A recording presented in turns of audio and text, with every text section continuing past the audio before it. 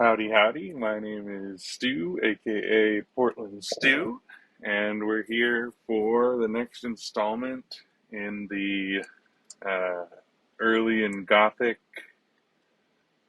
review of all cards for limited. Now we're on to the elites, and there are a lot of elites and uniques in this set, um, including 5 avatars that show up at elite levels. So what we're going to do is try and relatively briefly go through all of the cards that are elite and sort of how I rank them for the limited format specifically. Obviously, now I think we're almost a full month into Gothic at the time of making this video. I'm far from a top tier super duper player, but a decent player. I've been playing a lot of limited, a fair bit of drafted sealed. It's a really awesome format, and Gothic, it's really crazy. The packs are all over the place because there's so many cards. There's a lot of variation, and rather than going for the like S, A, B, C, F ranking, I decided to sort of give card examples for each of the ranking categories. So the Necromancer category is cards that it's almost impossible for there to be a card I would pick above them. Pack one, pick one.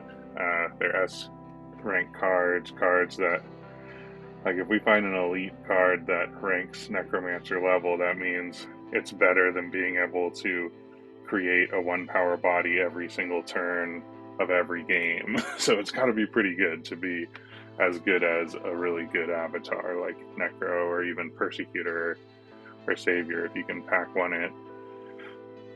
Then my next level is kind of the A tier stuff, and I've got sort of an example card or 2 example cards depending for each level in each element.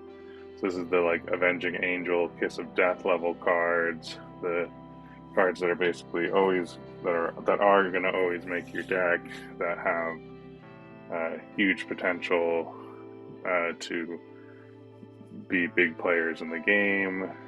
Then we have the sort of B tier cards, the ghouls, the 3 powers for 3 type level stuff, things that are more or less going to always make your deck unless you get enough of them to be able to prioritize, 3 power bodies with an ability over just any old 3 power body.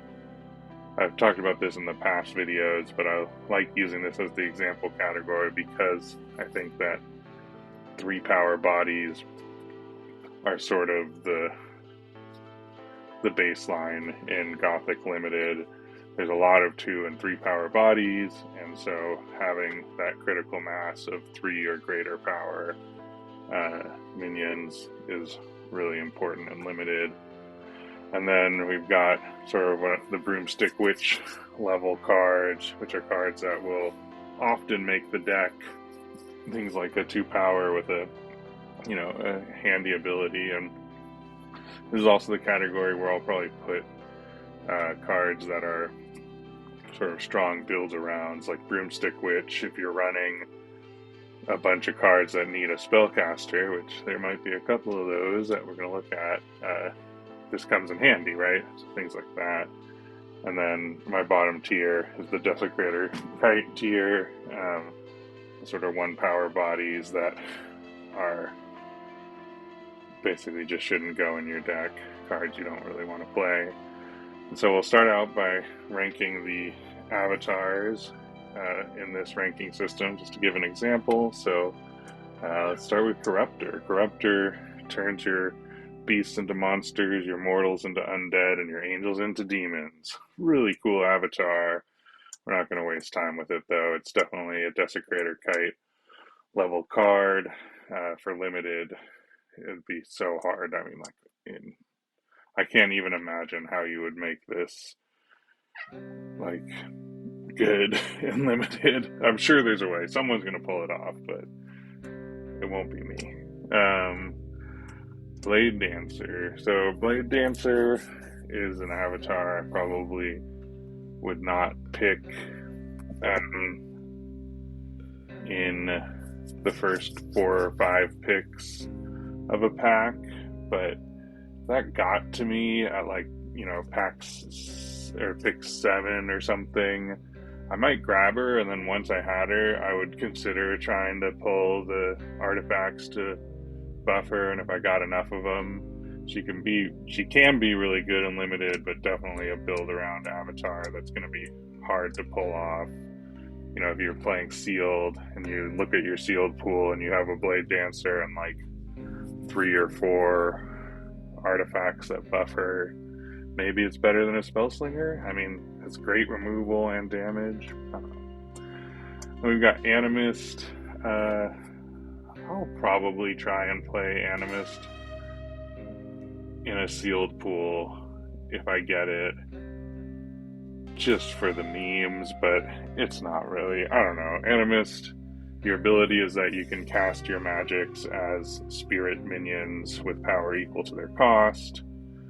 That is kind of nice if you're really struggling for playable minions. Like, this can be a nice way to sort of have a more stable curve. I guess I'll put Animus in it too. I have trouble imagining a scenario where this ability is better than just getting an extra card that you get from Spellslinger, but maybe. Ironclad, kind of same boat as Blade Dancer. It's such a cool ability, and I think Ironclad's going to do some kind of nifty stuff in Constructed, but for Limited, like, the nice thing you can do with Ironclad is once you hit the sort of mana you're trying to get to, you can start using your avatar as a blocker, which is really cool. So I guess we'll put him in the build around meme level. He should probably be a Desecrator Kite. An Interrogator. If someone gets an Interrogator, they tend to run it, is my experience in Limited so far, because it's such a cool ability. Seems like crazy upside, but I have not seen it perform very well yet. It's such a build around. Like, it's an ability that doesn't give you value inherently, and that's the downside to Interrogator, right? If your deck is working and you're sort of ahead, or you've got the positional advantage, this puts you more ahead, but it doesn't help you build up. It doesn't really give you an advantage when you're sort of even with your opponent, and then when you're behind, it's a useless avatar. So I'd still probably play Spellslinger over Interrogator, unless you really pull off the like stealth charge build around stuff. I did have someone once get a Forsaken with a Blade of Thorns on top of me in Limited, and they were the Interrogator, and it was pretty impressive, but I still managed to sneak in the win despite letting them draw a bunch of cards and hit me for a bunch of damage. So Interrogator, I think, can work, but it looks cooler than it is, I guess, is my warning for those who are playing Limited and wanted to, are sort of trying to optimize. But I say freaking go for it. I would definitely try it, especially in Sealed if I had a pool where Interrogator was there. Like, if I'm drafting, I'm probably drafting for a more conventional strategy, I guess, is the downside. Anyways, I said we were going to try and make this quick and not linger too long on anything, but of course we did. So let's get started with the actual spells of the elite level. We'll start with the air spells. Air, I said in the last 2 videos, is kind of the weakest element for Limited, but it's still really cool, and there's a lot you can do with it. It's got a lot of tricks, and if you see this in your pack 1, you're probably going air, because it's Sturmgeist. 3 power airborne, that whenever an enemy casts magic, it steps closer and strikes them if it's adjacent to them, which it's basically going to be adjacent to them after it steps. This card is so crazy good. I'm like imagining the pack where I have Sturmgeist and Necromancer in the same pack one, pick one. I think I would feel crazy doing it, but I would probably take the Necromancer because at the end of the day, it's a avatar, so you're always getting the value, and this is, a card that you have to draw, but it's a Necromancer level card. Incredible body and just causes so many problems. Stitched Abomination. It's 7 mana to play it. It basically banishes 3 things from any graveyard and gains a power equal to the total of all 3 of them. This is always going to be a giant body when you can play it. They can kind of whittle it down over time, but then they're attacking, they're sort of sacking their minions into your beater to do it. It's kind of a 10-ton slug. I talked a lot about 10-ton slug in my previous video. I think 7 mana is the cutoff for me. Like, I don't really want to play 7 mana cards in limited because I want to draw a spell every turn. So I'm hitting 7 mana on turn 10, turn 11, something like that, right? Like maybe I do a sight for the turn I'm going to play the Abomination. So it's too expensive, but it's a great beater. I'd still probably run it as like my single 7 cost minion.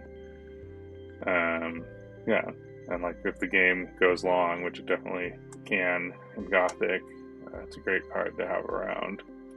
Stagecoach, 3 mana for a 2 power charge is kind of standard charge rates, though we have 2 mana for 2 power charges at the ordinary level in this set, so that doesn't feel great, but being able to carry minions is great motion. I mean, this is basically going in any deck. I would not pick it as high as removal or like Avenging Angel is a 3 power flyer that can be a charger and can be used as removal because of its lethal ability that it often has. So yeah, I'm going to put Stagecoach as like a high ghoul level card. Sphere of Animosity. Avatars here can't leave, heal, or be defended. Such an incredible card for constructed. Maybe in a particular build-around deck it'd be really good, but I'm going to say just don't play it in limited. It's a Desecrator Kite. Shalestrom.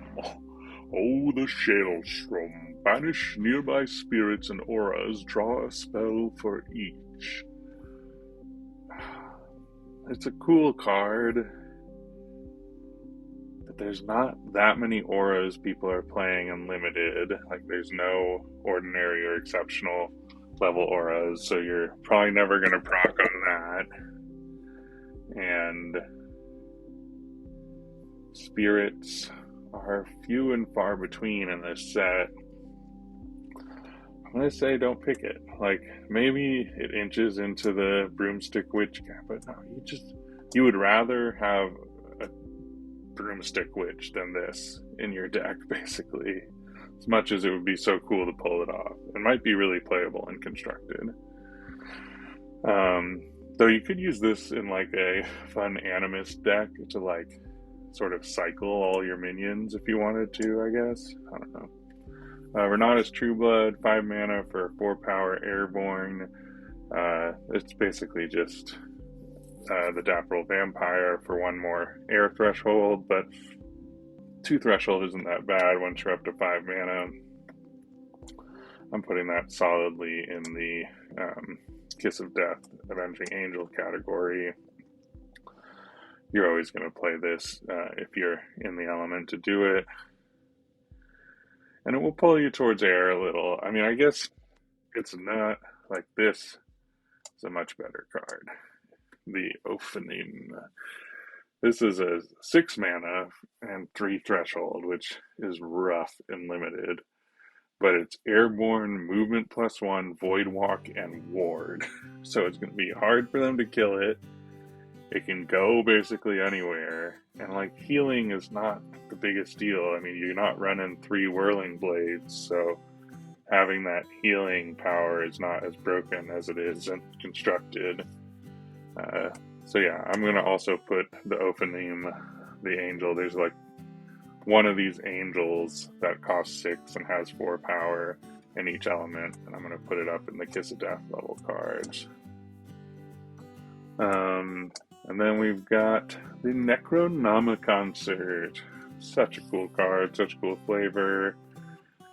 We'll put it in the 2. Like, if you're playing, like, it's pretty common to be in a heavily undead deck in Gothic, especially if you have Necromancer, then you're guaranteed a skeleton.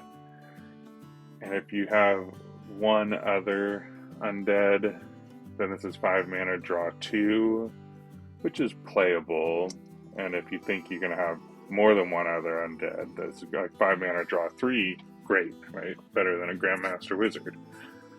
So I'll put it in the Broomstick Witch category. It's sort of a build around, but I'm probably not going to pick it high unless I'm already Necro or going heavy on Skellies and other undead.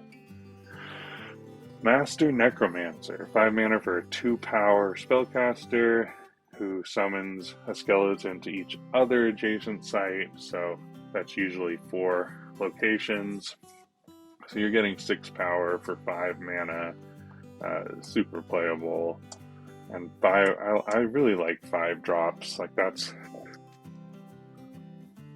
You're always hitting 5 mana in a limited game. A lot of limited games end before you hit 7 mana, right? But you're always hitting 5. So yeah, this is super playable. I'd probably pick it above an Avenging Angel. I might not pick it above Kiss of Death, depending on how my removal's looking, but 5 mana for 6 power. Call it good. 6 mana for 6 power is pretty darn good too, especially when enemies can't defend alone.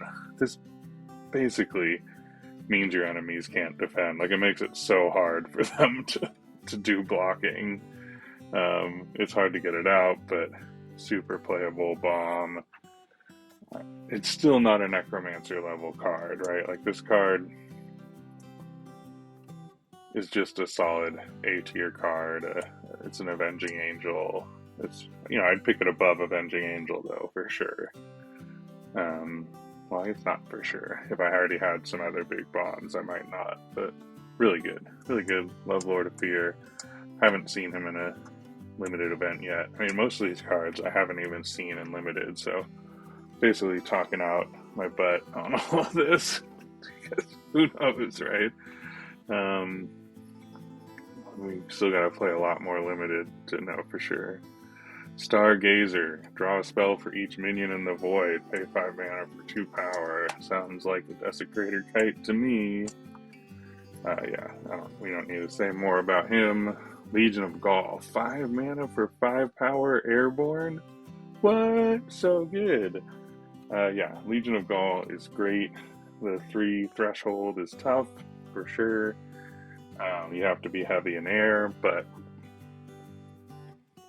this is an incredible rate. Getting to banish 3 cards from your opponent's collection doesn't do much in limited because there's so little collection interaction, and I don't think this really stops things that name a collection card in limited because they can kind of pull it out of the ether. But it's a 5 mana, 5 power airborne ether amoeba. I tried to make the other water amoeba work in limited and past sets so much, and it never did. It's got to move around through the void and gain power, but then it's like it is everywhere it's ever been, and those places get filled with sites, and then it gets killed. Just don't play Ether Amoeba. Black Cat, though, has 9 lives. So this guy is your tufted turtle taken to the next level. I believe the ruling is that when you tap to block with Black Cat and spend a life, it doesn't like leave the realm and come back untapped. So it stays tapped. So you get 1 block a turn out of it, but it's so good. Definitely would put a Black Cat. I mean, and I touched on a little like the whole quadrant theory thing. Like during the build up, this is a solid card, though you don't get it till a little later in the build up, right? And quadrant theory is, a lot of folks are familiar with it, but basically the 4 quadrants of gameplay are the build up, the times that you're sort of roughly equal footing with your opponent, the times that you're ahead, and the times that you're behind. And evaluating cards for sort of how useful they are in each of those phases of the game is a good sort of basic limited heuristic. Black Cat is just really handy, I think, in all of those phases. Like it sort of tips the scales in your favor, like in roughly equal board states. If you're ahead, I guess it's not as big of a deal, but if you're ahead, you're ahead. So Clairvoyant, we've got awarded 1 power minion. You can banish a dead minion once per turn to look at your top spell and scry it, like put it on the bottom if you want. I mean, it being warded, you're going to get to proc this ability once. Actually, I don't know. So Clairvoyant, I think, is going to go up. I'm going to put it in Broomstick Witch category for now. I probably won't pick it highly yet, but this is... Scrying in Limited is better than scrying anywhere else because your deck is so small. So this helps you dig for your bombs, your answers. I'm actually going to put this at the ghoul level. I haven't hit one in Limited yet, and I generally avoid 1 power minions, but its ward is going to keep it around, and you're going to proc its ability once, and probably more than once, and then you're sifting through your deck for all of your A tier cards, and it's great. So yeah, Clairvoyant. I think I'll play her if I get her in Limited. Dole Chance, 5 mana. You tap any number of allies, you reveal that many spells on the top of your spell book, and cast 1 for free, put the rest on the bottom. So this is basically 5 mana and tap your avatar to play a random spell for free, or it's, 5 mana and tap a bunch of your stuff. So this is a great card where the quadrant really makes sense. Like, you can't use this in build up. If you're ahead, this is great, right? You sort of sacrifice a little, you tap a few of your guys when you're already dominating the board, and you get to cast a free spell. But if you're behind, are you going to really want to tap out to get something for free? Like, I'm probably not. I'm going to just say I won't really play it. It's an interesting idea. That's one I'm not very sure on, but I think it's probably unplayable and limited. I mean, unless you're playing a lot of bombs, right? And then this is another way to get them out. But even the lots of bombs strategy just depends on you maintaining a good board state. I don't know. We'll put it in Broomstick Witch. You might play it. Earl of the Ivory Towers. Oh my gosh. This is a card that I would consider picking over Necromancer. Can't be targeted or damaged by the Ordinary. And most of everyone's decks is Ordinary and Limited, so this guy is really hard to deal with. He's 3 power, which is the sweet spot. He's also can cast spells if they're not ordinary, which is funny, and like that he's a spellcaster helps for certain things, like that 4-power spirit that needs to be near a spellcaster and stuff. Yeah, I would probably still pick Necromancer over Earl of the Ivory Tower. Like the Necromancer category is tough, right? Because an avatar with a good ability is just infinite value, but he's an S tier. The Earl of the Ivory and Sturmgeist are the two, I think, best air cards in the set for limited elites. And Falling Star, an aura that 3 turns from now is going to let you summon a minion and like hit things where it covers, which is 4 sites, so you definitely, Falling Star is one you probably play it on turn 5, so turn 8 you get its ability. Yeah, it's not. Like, this is another one where, maybe if you've got a Stitch Abomination or a 10-ton slug, a couple things like that. Like, if you're running 7-cost things in your deck, all of a sudden this makes a little more sense, because then you actually get your 7-cost thing on turn 7 or 8 rather than 10 or 11. But you spend a card to do it, and they're not going to leave anything that's going to be able to be hit by this, right? Interesting card. I don't think Falling Star, I wouldn't pick it very highly, but I would consider running it, especially if I've got a lot of beef. So yeah, that's the air cards. There's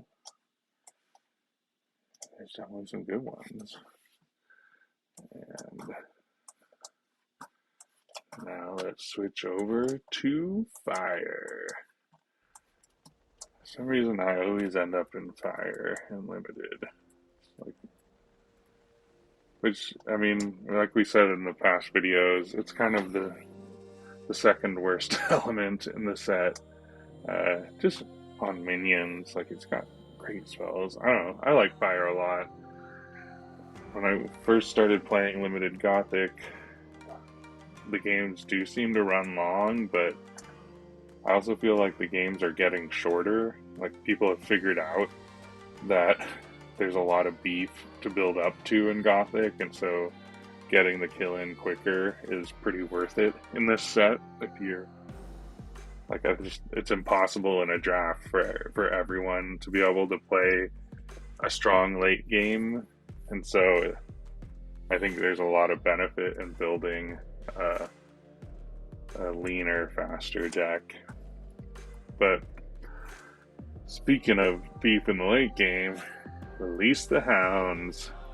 The draft I did yesterday, this circled the table twice, and for good reason. It's 7 mana to get 6 power with charge, which sounds pretty good, but they start at your avatar's location, so you can kind of set this up, but then you have to do it a turn. Like, if you're going to move your avatar to set this up, then that's one more turn you're waiting, and yeah, it's just, I would play it in some decks. Like, if you don't have, like, I like having one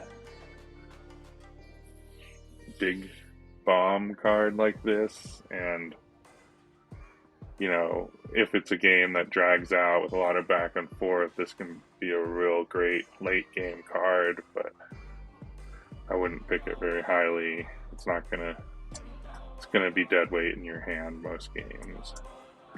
Mizuge Ifrit, on the other hand, I'm for it. It's a lot of down, like, the longer this stays on the board, the more it hurts you, but getting a 4-power body on turn 3 is kind of a big deal in limited. I'm going to put it in the Flame Strike level. Oh yeah, here's my fire rankings. I guess I didn't comment on this, but the sort of A tier stuff, Hot Wheel and Flame Strike. You got the Hellhounds for the solid playables will go in most decks. Flaming Skull for the cards that will make some decks and maybe our build arounds, and then we got our Granary Rats for the unplayable category. Lord of Destruction, you love having this as one of your 2 6-cost minions in your deck tops. Yeah, he's just real scary. 6 mana for 6 power. Is right on rate. As the Lord, there's a Lord in each element, and I think he might be my least favorite Lord. Well, no, my second least favorite Lord for limited. But it doesn't, like, when they can't block him and they start losing their sights in addition to taking 6, really stinks. I haven't pulled off any cool combo yet where, like, you give him stealth or something, or seen that pulled off. I don't think I've had him in a limited or sealed pool yet, but yeah, it's definitely a solid Hot Wheel level card. And we got Hemoglobin, 2 mana, 2 power, locks people's life totals, so that they can't heal up. I mean, this is almost Granary Rats, but it's fine, Healing just isn't that big. So it's basically a vanilla 2 power, but it's a little, if you're not doing any healing, then this could have a little upside. I'm just putting it in the Granary Rats, actually. This is Elites. Like, I just don't think that's really worth it in limited. Hellfire. This is a great card, and especially in limited, it is one of the few, like, board wipey area of effect damage spells. Like, it feels like there's not very many of them in Gothic. Definitely proportionally, there's not very many because there's so many cards. But yeah, destroying everything below sights is handy at times. Like, some great upside, but then 2 damage to each minion above. When this is going to happen, so you can set it up right. You sack your 2 power guys into some of their big guys and then clear the board. It's so great. Yeah, definitely Hellfire. Pick it pretty highly if I'm in fire. Greater Blood Demon, 4 mana for a 6 power body. You lose 4 life. This is cool. Yeah, it's great. Someone played this against me the other day in limited. It was really scary. I did. Yeah, just getting above rate bodies are so cool. Yeah, I'm always gonna play this. Basically always gonna play it. Golgoroth. So he crosses the line. He's 7 mana, but he's got one of these once on your turn abilities, which I love that there's more and more of these out there. You may banish minions with 2 or less power at target adjacent location. So the turn it lands utility means this is usually getting a 1-for-1, but you have to get it out. Like, this almost goes into, but I'm serious, like, because if I'm in pack 3 and I've already picked up enough removal, I don't have a big body yet. Okay, fine. It's hard for me to put a 7 cost anything into the Flame Strike Hot Wheel category, the A tier cards, but the entering the realm ability, it's a low Flame Strike, almost Hellhounds. Doomsday Cult, players play with the top card of their spellbook revealed and may cast evil from the top of their spellbook here. 5 mana for 3 power. This is gonna, like, there's so much evil, and you're letting your opponent cast their minions to your guy, and you're casting your minions to your guy, so if they're in water, you're terrified of the water imp. I'm gonna put it in the Flaming Skull level. I'm too scared to play this card. Like, if you know you're going all evil, hopefully you get more utility out of this. But I don't know. It's one of these, because the effect helps both players so evenly, it just is an overcost of 3-power minion that kind of changes the game, but not in a way that guarantees you the greater advantage. Demonic Contract, best flavor in the set. So cool. Read the fine print if you haven't seen this card. It's hilarious. It's not playable unlimited. It's basically a tutor, but with a bunch of conditions, and you have to have a demon in play, and blah, blah, blah. And at the end of the day, you're casting a card to draw a card, and it's not worth it in limited. I won't dwell on it. Cursed Iron. Artifacts here can't be dropped, and each deals 1 damage to its bearer at the end of each turn. Not gonna play it. Artifacts aren't that big a deal. Limited. This guy, Cranky Overseer. I got him in a sealed pool, and he definitely put in work for me. He basically is a reusable willing tribute. Right, like you can do 1 damage to an adjacent ordinary minion to untap it. There are some great ordinary minions. I mean, Cranky Overseer and Zombie Horde is the dream, but there's so much use for this card. This is like a high Flame Strike, bordering towards Necromancer level card. Like, I'm picking this very highly. If I'm in fire, definitely above Flame Strike or Hot Wheel. Yeah, so good. Shackled Demon. Disabled until an adjacent spellcaster taps to release him. 4 mana for 5 power. Yeah. I feel like I'm putting everyone in the Flame Strike category. I'm moving Golgor down. Golgor and Shackled Demon, you're both going in the Hellhound category. You're both making most of my fire decks. Like Shackled Demon, you can splash him too. I mean, 5 power is a really great place to be, and all you have to do is tap your avatar to release him.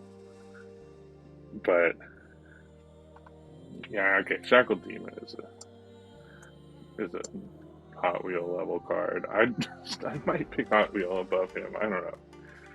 It's a little bit annoying, but you said you don't play him the turn you hit 4 mana, you play him the turn after, and you basically get behind a turn on the tap for a site, tap to play a site cycle.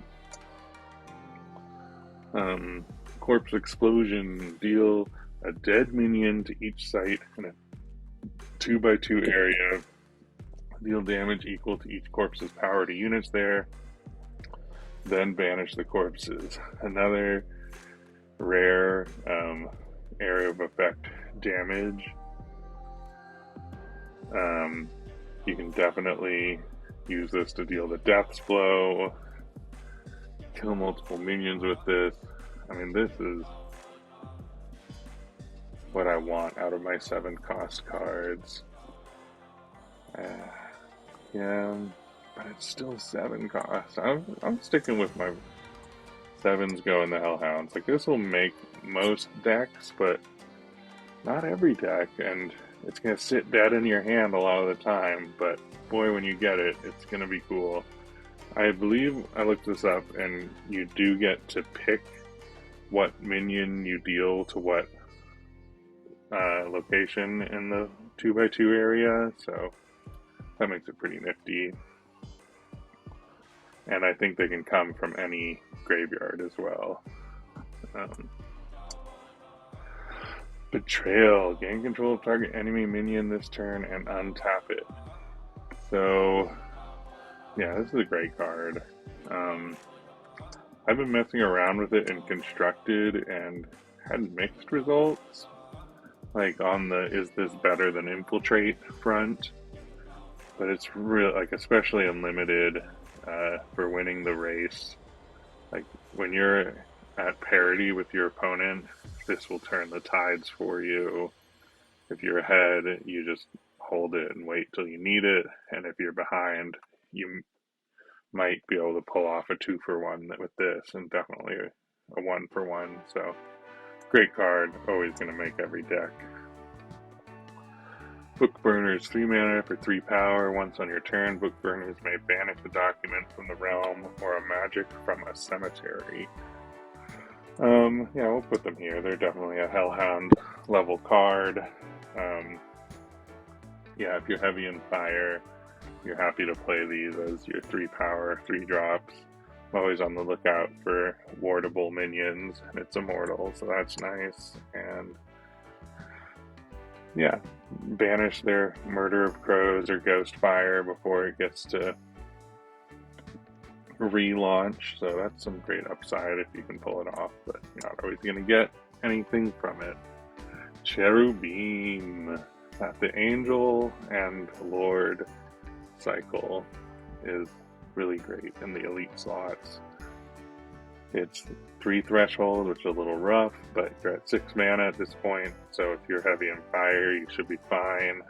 4 power in the air with a ward. It's got the ability to tap and shoot a 4 power projectile. And that's not ranged, right? Like, that's shoot a projectile, so it travels the length of the board. So, just a great card. Gonna really, like, nowhere safe. It's because it's airborne and warded, and it can shoot a projectile. Like, you can't hide from this bad boy. You just gotta hope you can bury it without targeting it, because it's warded. And that's fire. Yeah, I stand by nothing in fire being necro level. Cranky Overseer and Cherubim are the closest, I think, and maybe Hellfire are the ones that start to inch up towards that. I would pick one of them over a necro. Like, I would, or like a savior. Right? Like, it's hard to think of what would truly be on a level with a good avatar for your pack one, pick one, but that's the game we're playing. Oh, why did that get big?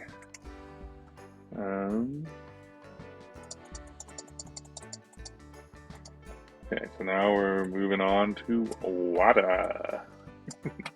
This is kind of fun revealing the ranked cards. You kind of probably saw all these coming except for this. I picked Peculiar Port because there really isn't a like A tier ordinary or exceptional magic in water. It's sort of my take on it. So, but Peculiar Port is not a minion, it's like an effect, it's a sight. So, but yeah, the Failed Mutation or Peculiar Port, basically always happy to pick one of these out of a pack. Horrible Hybrids, Solid Staples, Sea Witch, gonna make some decks, but not all, and Sewer Rats you're never gonna play. So let's rank the water cards. Here we go. Symmetrical Suffering. This is such a cool, flavorful card. You sacrifice a minion, artifact, and or aura, and then your opponent must sacrifice the same configuration. So if you have a necromancer, right, you can sacrifice a skeleton to force them to sacrifice their one bigger thing. But artifacts and auras just aren't that significant and limited.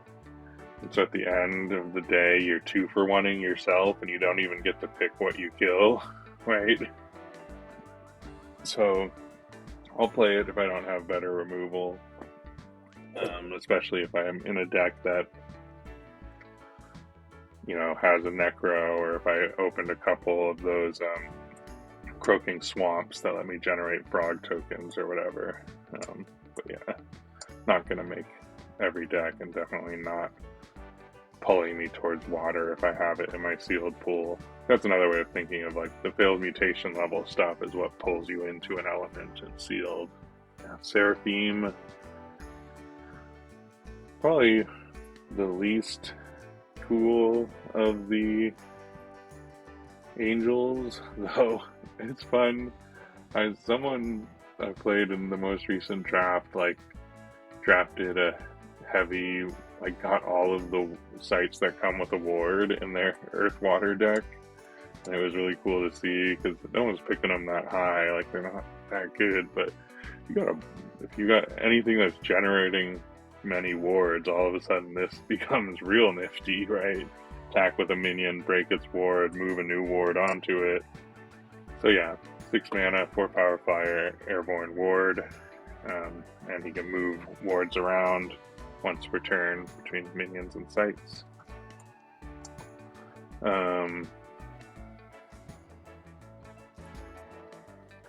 Sacred Stag, definitely a failed mutation level card. Yeah, I mean, ward is annoying, especially in limited. Like, Savior, I think, is as good as Necromancer now that I've played more limited. If you get it early, like Savior, it's harder to build around. Like Necro is just like, you just always run it because it'll always be good. But yeah, Ward is just so annoying. It makes everything more work. 4 mana, 4 power. Sacred Stag is a solid failed mutation level card. Like, what's harder to kill? A failed mutation or a Sacred Stag? I don't know. Regurgitator. This one, still gonna make any deck.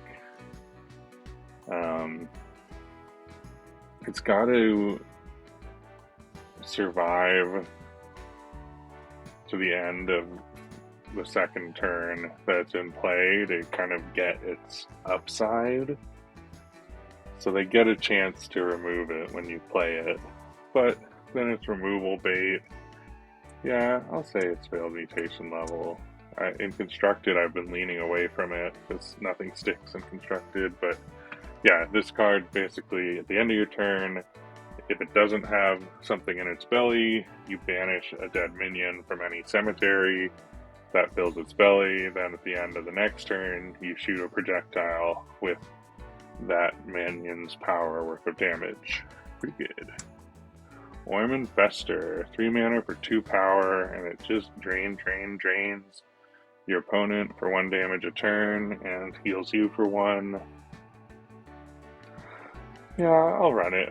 Like, I'm not picking it super high because I don't think these, like, ping damage effects really win games in limited, but it has use. It'll heal you up a little bit, and it's 2 power, it's not 1 power. Like, it's gonna do its thing, but it's not a huge presence on the board, right? Like, yeah, Oim Infester is barely a horrible hybrid level card. Lucid Dreamer is 2 power Void Walk that lets you cast non-Void Walk minions into the Void where it is. Definitely a Sea Witch level card. Say less upside than a Sea Witch, but maybe similar upside. Like, there's some cool stuff you can do with this, like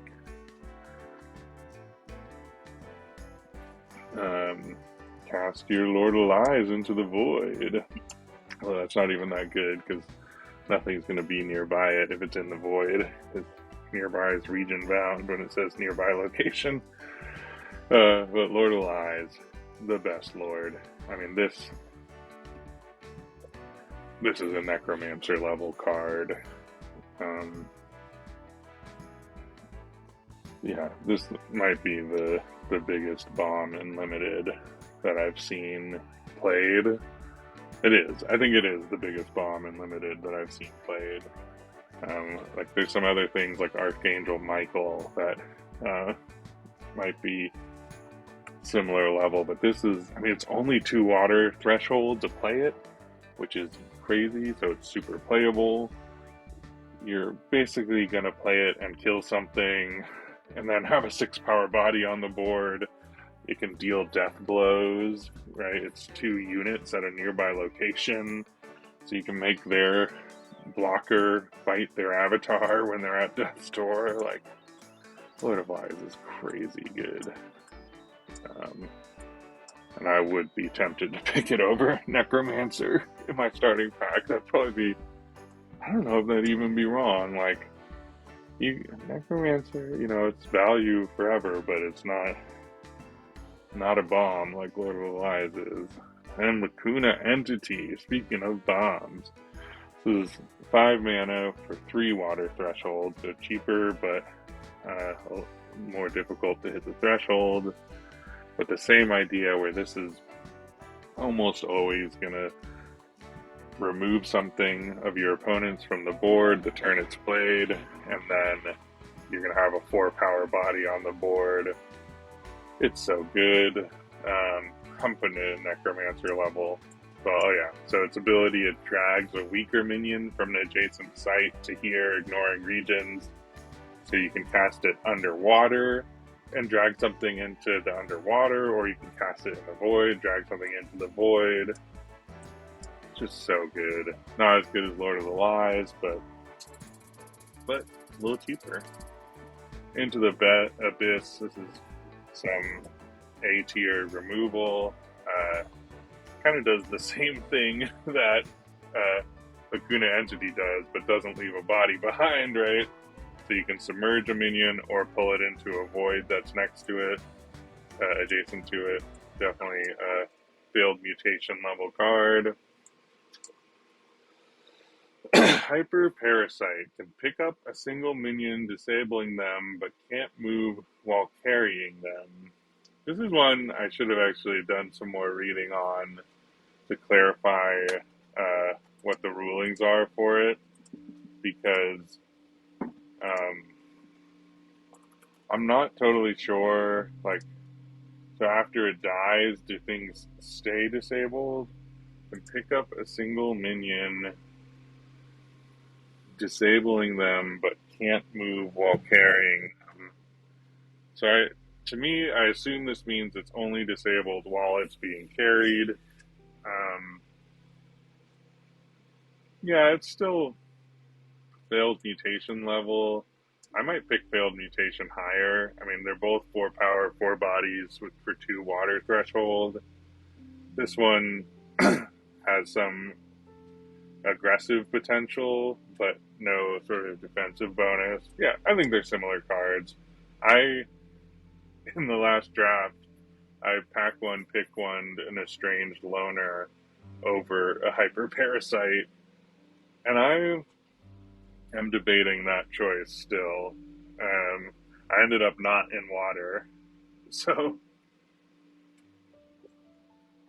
maybe if I had picked the Hyper Parasite, it would have, the people next to me wouldn't have all gone into water as well, because I got kind of chased out of water. I don't know. It's a good card. Definitely going to make most decks. And easily a pick one in many packs, but not all packs. Gloom Toads, 5 mana for 6 power, but it can't move, and it's got this little thing where it can tap to drag an adjacent unit and strike it when it arrives. I think Gloom Toads has a lot of potential in Constructed, where it's easier to pull off movement tricks, but you're not playing that many movement tricks in Limited. You can get Mesmer Demon is really the one thing that you're likely to have that helps make this actually do its thing. Obviously, if you end up as a Harbinger, you'll play Gloom Toads, because then you might be able to just cast it on their site and start whacking them. That might be fun as they go. Make a Mud Harbinger Constructed. Play things like this and Pudge Butcher on your enemy's sites if you're lucky. But yeah, it's kind of a build around. I guess I'll put it in the horrible See, but a lot of the time, I guess if you leave your front line three wide, right? So like you got your three sites that they can get to. This guy can kind of lock them down. So yeah, he's going in most decks. Yeah,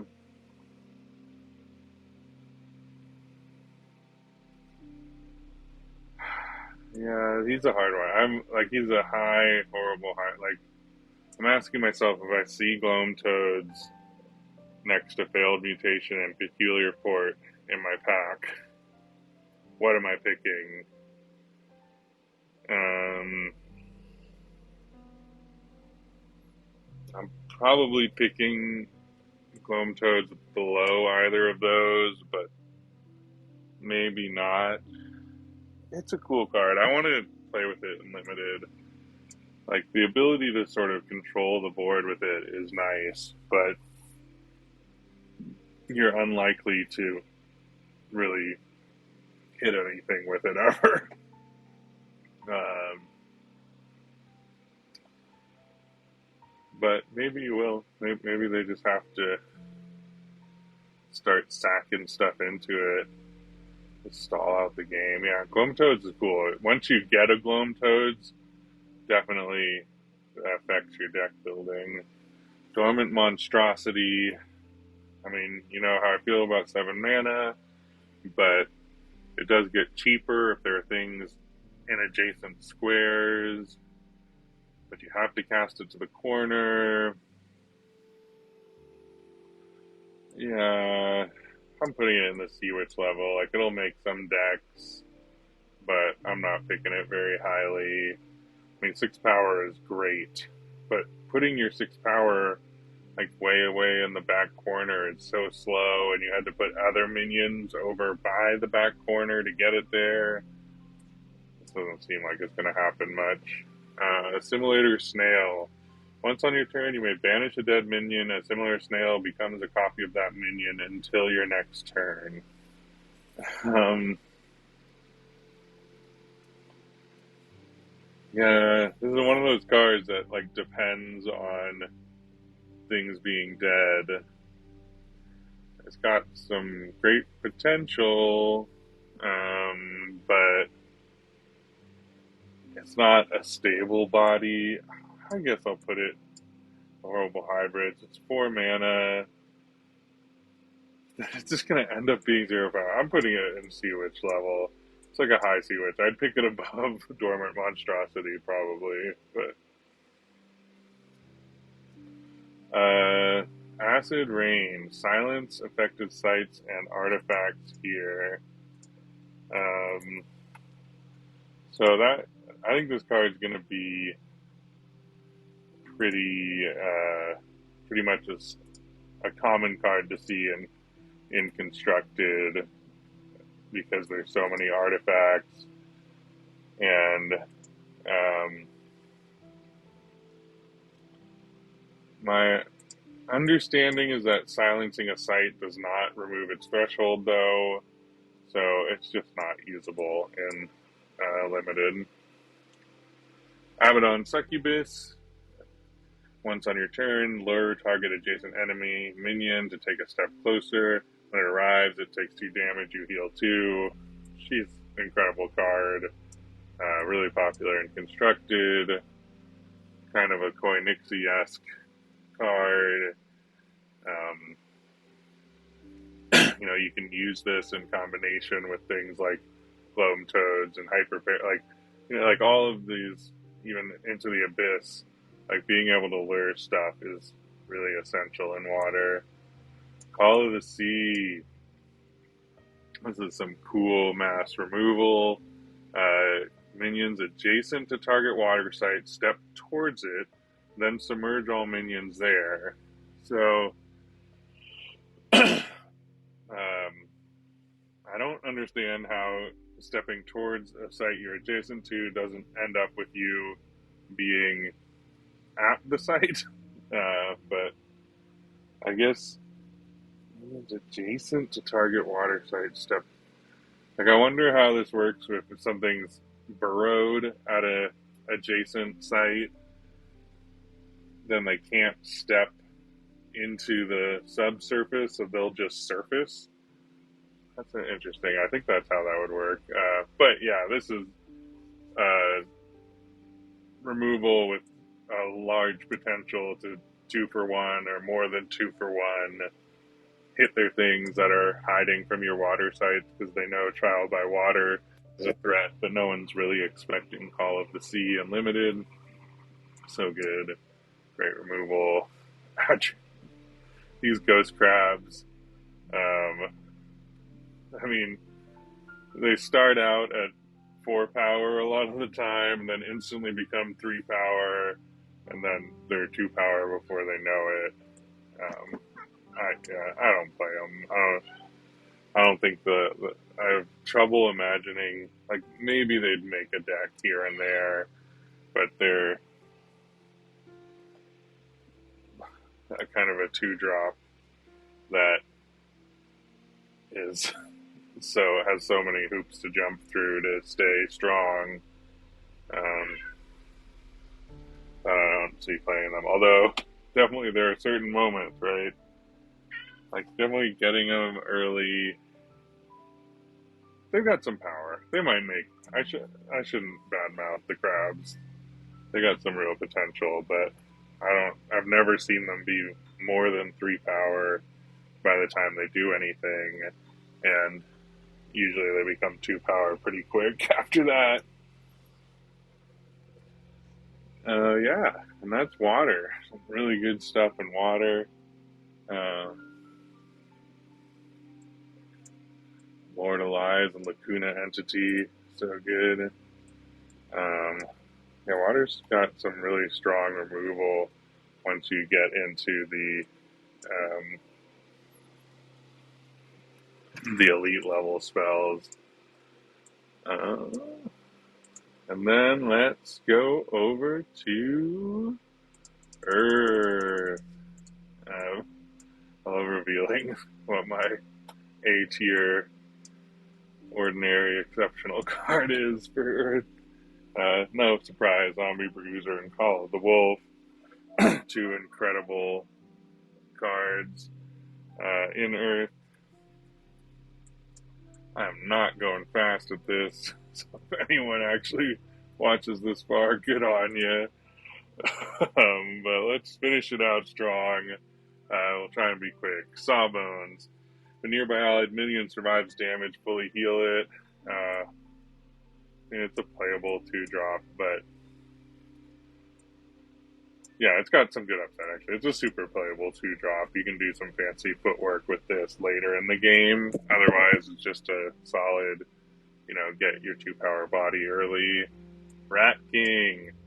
Rat King is a high penitent knight. Like, I wouldn't quite put it on Zombie Bruiser level, but searching, like, you're not looking for rats with this. You're just sorting your deck, basically, right?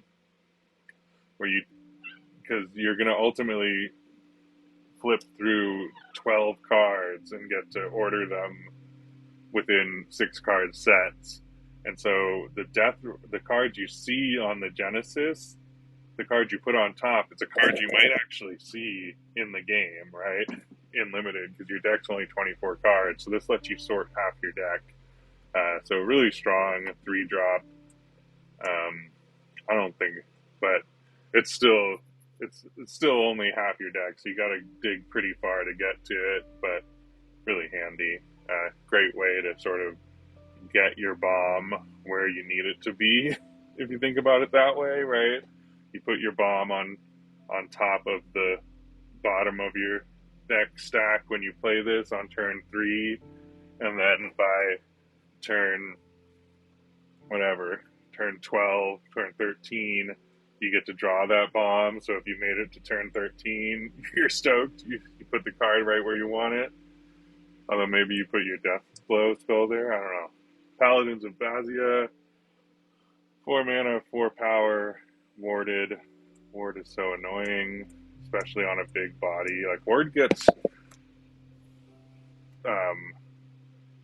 like exponentially more potent the stronger the minion is that's warded, because then like they can't break the ward without losing something. Basically, 3 Earth is hard to play, but super solid card. Mortal Soil, it's an aura that allows you to prevent damage. I just don't think it's worth it. You'd rather have bodies on the board or removal. Yeah, that's all there is to say about that. Mega Lurker, 7 mana, Burrowing Genesis. If an ally died last turn, Mega Lurker may drag the killer from an adjacent site to here. I definitely assume that means that you're allowed to drag a thing sort of out of its home region, like regardless of region.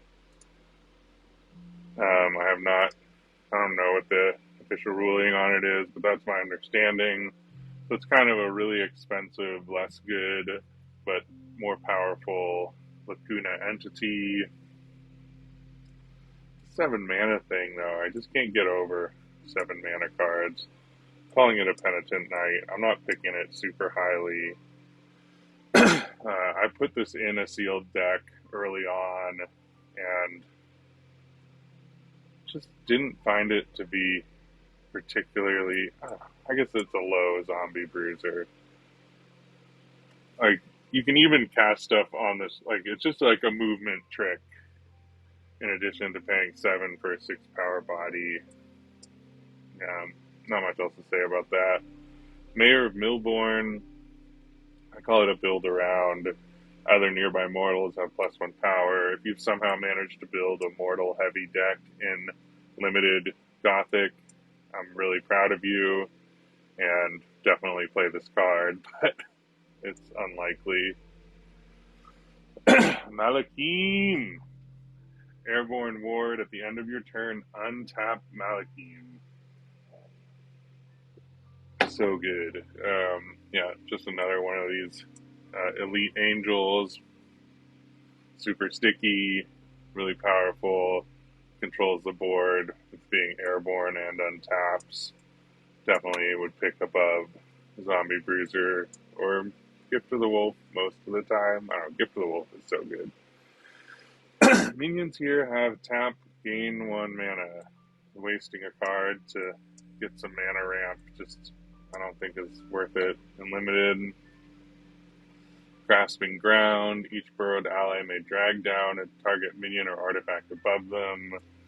Not really playable. I mean, obviously in some crazy build around you can do it. Gargantula, so good. 4 mana, 4 power. Genesis drags in adjacent minion and disables it in a cocoon. Gargantula, I think, is actually better than Lacuna Entity in some ways.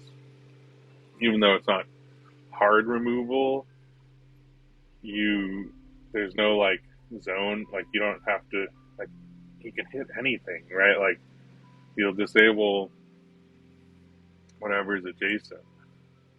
I'm putting it, Gargantula is basically a Necromancer. Like, I wouldn't pick it above Necromancer, but I think it's super powerful.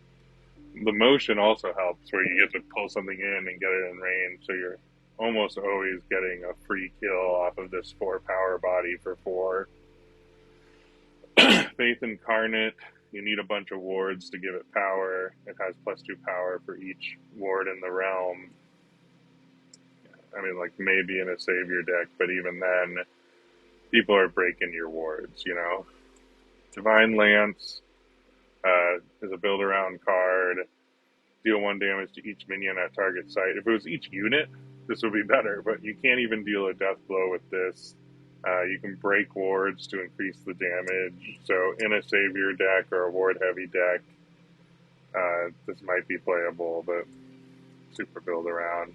Lord of Greed, 6 mana for 6 power is pretty nice.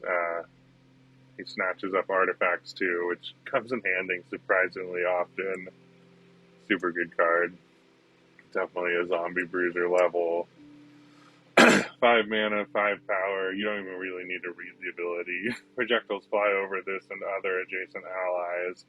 This is kind of funny because this can protect your avatar from death blows through projectiles. So really good. Really good 5-drop.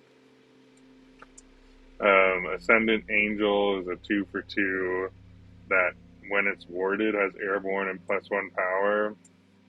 So you play it in Savior, it's Penitent Knight, but anywhere else it's just another 2-drop with a little bit of upside. Araggio Exorcist. Spellcaster Genesis banish target adjacent demon, spirit, or aura. This one is a constructed ace. In limited, there's enough demons, because it's demon or spirit or aura, the chance of getting a proc on this is pretty high. I'm going to put it as a low zombie bruiser. It's, removal that'll hit probably like a third of things in the realm. And that's pretty good, right? Yeah, there's some spirits around. There's definitely some demons around. Yeah, that's Earth. And then I'll close it out. I'll leave the Earth ranking cards for our last category, which is sites and multi-element and artifact cards. Gosh darn it, we went real long on this, so we'll just power through the end. Withering Heights, incredible site. For sites in general, it's hard for me to pick them above Zombie Bruiser level cards ever, but Withering Heights is so useful. It's definitely a Gift of the Wolf level site, even though I'll probably pick it at like a Penitent Knight level in draft. This one, Sold Out Cemetery, when an undead enters it, you can push another undead away 1 step. Super useful in a build around. Necromancer, it's great, but aside from that, it doesn't do much. So put it as the build around level, Annoysome Twosome level card. Whenever you summon a minion here, kill target nearby enemy beast with 2 or less power. There's so few beasts in this set. But I'd play it, It's not unplayable. Dread Thicket. The first attack out of this site each turn can't be defended. This can backfire on you really hard, because it's not just you, it's each turn. So I actually avoid playing this, because I feel like if it's my site, my opponent's going to use it more than me. Vindictive Nation.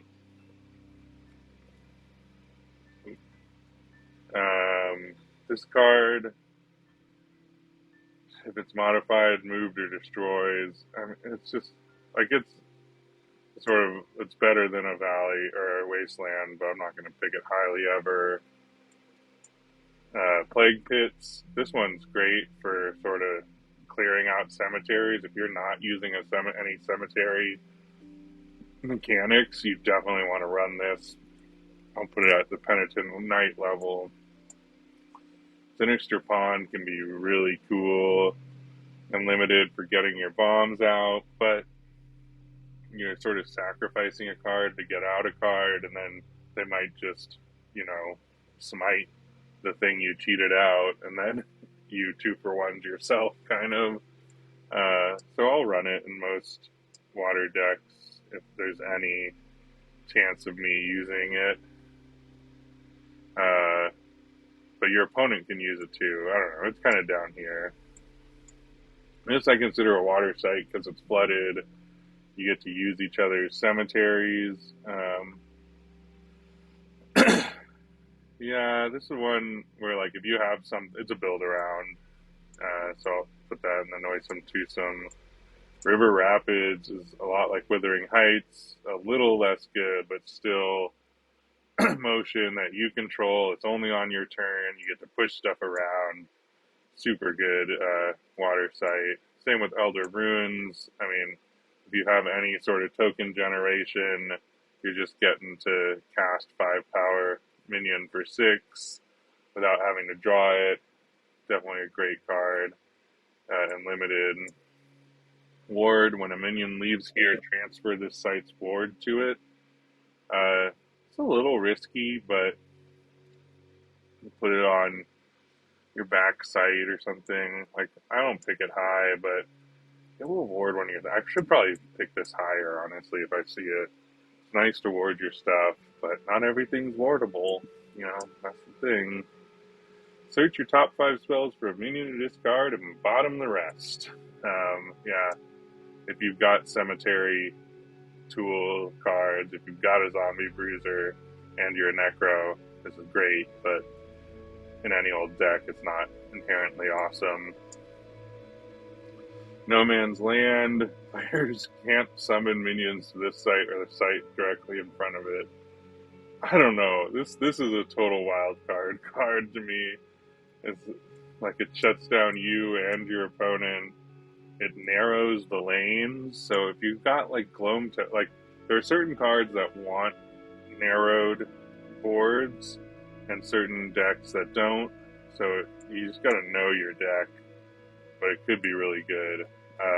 Boulevard of Bones is a great site. You just get some free skeleton, summon a skeleton token whenever a site is played to an adjacent square. Just free bodies on the board. What could be better? Trade Encampment. Just don't play it. It doesn't have threshold. You'll never use this ability of swapping out artifact in your hand for an artifact in your collection. Same with Sphinx. There are 2 identical spells in cemeteries. You can draw a card, but it's no threshold. Basically, all of the non-thresholded sites are not worth playing. Even Ursat's Plats, which I think might actually be pretty good and constructed. And players must pay 2 to, like, yeah, it's just all constructed stuff for the non-thresholded sites. You just need your threshold unlimited, because you're definitely playing 2 elements minimum. I mean, unless you're really pulling something crazy off. Tombstone Warden, incredible card. Basically, on your opponent's turn, you have a 5 power airborne to block that becomes a monument on your turn. So it's kind of hard to deal with. Sentinel Trap is weird. It always shoots towards the front and back at the end of your opponent's turn, and it always shoots to the left and right at the end of your turns. But if a minion gets on top of it, it's never going to hit the thing that's on top of it. And so, like, you can do some weird stuff with it, with sort of like keeping a minion safe by putting it on top, and then like on the turn that it points this way, you attack their site and it turns, and then on the turn that it points this way, you move back to safety. Right? But it's probably unplayable. I don't know. I'm gonna try and play it again. So I'm really intrigued by like the way that it just makes the board confusing. Peacemaker Arbalist is basically a complicated weapon that's really good on like a Persecutor or a Blade Dancer or even a Ironclad, but otherwise you're not going to really want to play it. Very cool card. The Panpipes of Nam, another Avatar-specific card. In something like Necromancer, it's great, but you're losing a minion to play it, so I won't usually play it unless I know I'm building a swarm.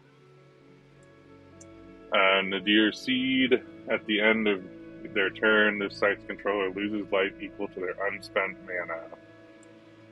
It's just like a novelty card. I don't think it's super playable. It's kind of like Devil's Egg. Like, it doesn't control board state, but you can do some nifty tricks with it, especially if you got a bunch of Void Walk. You can sneak it onto their sites without ever suffering from it yourself. Iron Maiden, whenever a nearby avatar draws a card, they lose life equal to the number of cards they've drawn this turn. Another sort of build around novelty card that you're not going to really play unlimited. Silver Bullet, if you get this in sealed, you'll probably play it. If you get this in draft, you probably won't, right? Because you don't have much of a collection in draft. I mean, maybe if you hit some blooms, there's going to be a good exceptional that you might use this to grab in an off element on a bloom turn. But aside from that, like, it's very situational. This one's funny because definitely in sealed, it's super playable because you're going to have a larger card pool with maybe some cards that didn't make your deck but could be useful in certain situations. Hemo Goblet, fill the goblet by sacrificing a minion, or you can empty it if it's full. When you empty it, you gain mana, or you can heal.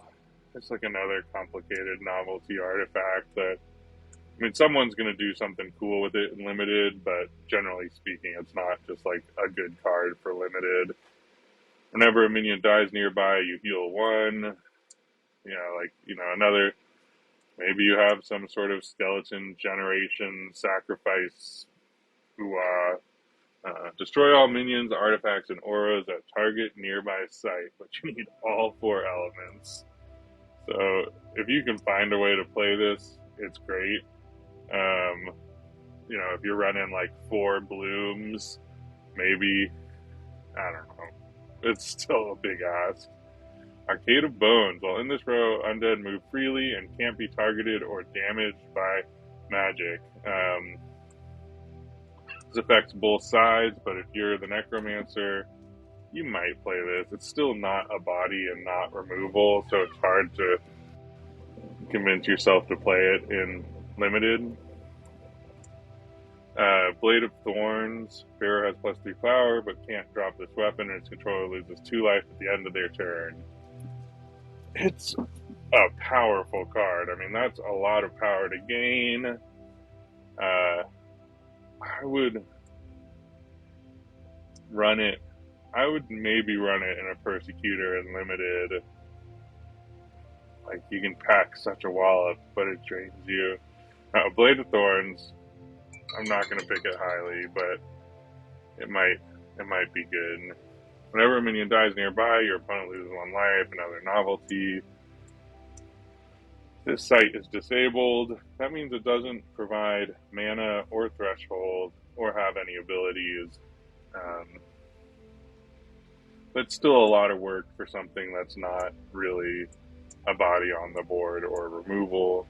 Corpse Catapult, like Necromancer makes all of these double tap siege weapon artifacts from past sets as well look more promising, but it's still just so much work to do anything with it.